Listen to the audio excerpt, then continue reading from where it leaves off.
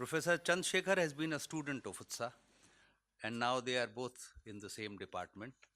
So, and this is an area about which I know nothing. So, it's uh, Professor Utsa Patnaik and Professor Chandrasekhar. And talk,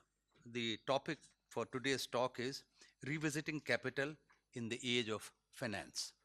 Today's lecture is titled Revisiting Capital in the Age of Finance. What I intend to do today is that we know that since its inception, and especially over the last 150 years since the publication of the first volume of Das Kapital, capitalism has not merely experienced many crises, but has been through a number of phases in terms of transition or restructuring, partly as a result of the sort of changes which were precipitated by the kind of impact which crisis had, and partly because of just the evolution in time and the transitions which occurred within capitalism.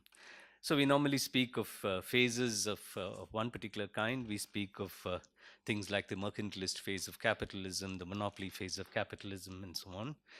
But if we take these 150 years, there have been two crises in particular which have had a major transformative effect on the kind of capitalism we have or we had. The first, of course, was the Great Depression of the 1930s, which resulted in a situation where what was put in place as a result of the kind of transformation which was state-led, which came as part of the New Deal, that what was put in place was a kind of capitalism which reined in the first instance, finance through the Glass-Steagall Act and many other such McFadden-Pepper Act, etc. But it also resulted in a kind of capitalism in which the state, as part of the New Deal initially, and then after coming out of the crisis as a result of the Second World War, as a result of the influence of Keynesianism and so on, we had a state which, as a result of significant volumes of public expenditure, as I mentioned in an earlier lecture, was in a position to be able to sustain substantial growth, push the system to a situation of near full employment, put in place to a certain extent a kind of a welfare state. And as I said, all of this was in a context in which finance capital had been reined in, and therefore we had the golden age, which was a period in which we had this unusual coincidence in the history of capitalism of low inflation, relatively high rates of growth, and extremely low unemployment or a near full employment situation. But as I mentioned in the last lecture, given the antagonistic nature of capitalism, we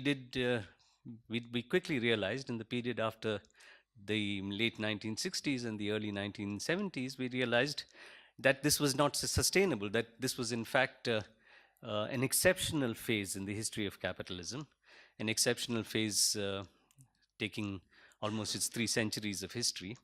and that we had a kind of restructuring which resulted in the emergence over a period of time of a kind of capitalism which not merely limited, because of the inflation which occurred, the